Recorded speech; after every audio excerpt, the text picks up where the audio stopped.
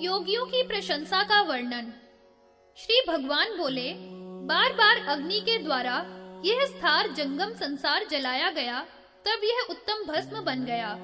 भस्म के द्वारा मैं वीर्य धारण करके प्राणियों का सिंचन करता हूँ। अग्नि कार्य करके जो मेरे वीर्य रूपी भस्म से त्रियांशु इत्यादि मंत्रों से भस्म धारण करता है, वह सब पापों से मुक्त हो जाता है। भासित होने, शिव को पैदा करने से और पापों का भक्षण करने से भस्म कहते हैं। उशंपा पितरीश्वर होते हैं, देवता अमृत पीने वाले हैं। अग्नि सोम रूप है, मैं महातेजस्वी अग्नि हूँ और सोम रूपी अंबिका है।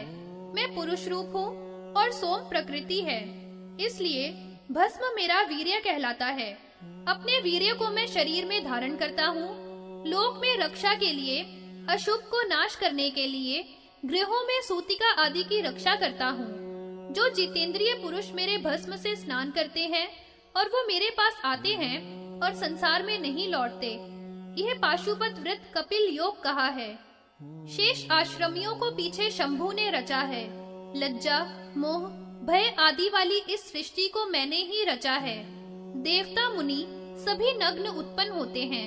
संसार में सभी मनुष्य भी बिना कर्ण के पैदा होते हैं। वस्त्र से ढका हुआ आदमी यदि जितेंद्रिय नहीं है तो वह नग्न ही है। जितेंद्रिय पुरुष वस्त्र बिना भी नंगा नहीं है, क्योंकि वस्त्र कारण नहीं है।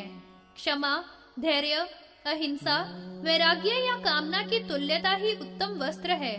भस्म के स्नान से लिप्त है मन जिसका, ऐसा शिव का ध्यान करता है, उसके हजारों अकार्य भी भस्म हो जाते हैं। जैसे अग्नि अपने तेज से वन को जलाती है, उसी प्रकार भस्म सभी पापों को जलाती है।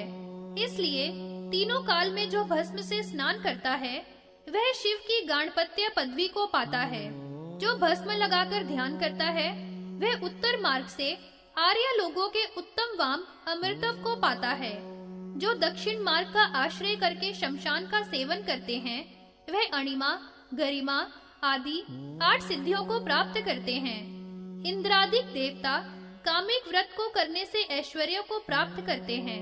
अतः मद, मोह को त्याग, राग, द्वेष, रजोगुण, तमोगुण से रहित पाशुपत व्रत को धारण करना चाहिए।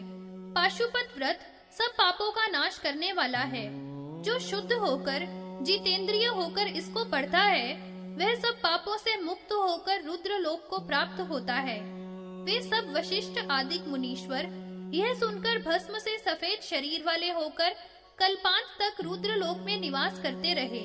इसलिए योगी लोग विकृतांग हो, मलिन हो या रूप वाले हो, उनकी निंदा नहीं करनी चाहिए, बल्कि पूजा करनी चाहिए।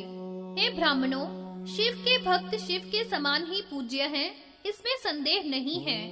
दधीची जैसे देव नारायण को जीतकर शिव की भक्ति से मुक्त हो गया था।